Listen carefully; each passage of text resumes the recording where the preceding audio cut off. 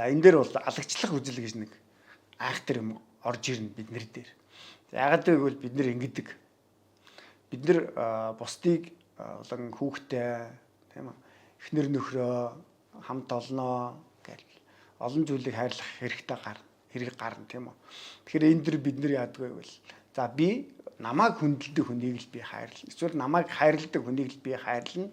А бусдыг бол би хайрлахгүй гэсэн яг одоо юм гүн суусан ухамсаргүйгээр баг гүн суусан алагчлах үзэл яг их гарч ирдэг.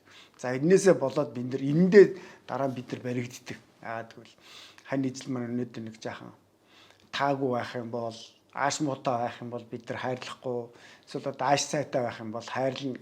Сайн муугийн ялгааг бид нар дээр сайн муугийнхаа ялгаан дээр бид нар өөрсдөө их унаад идэг.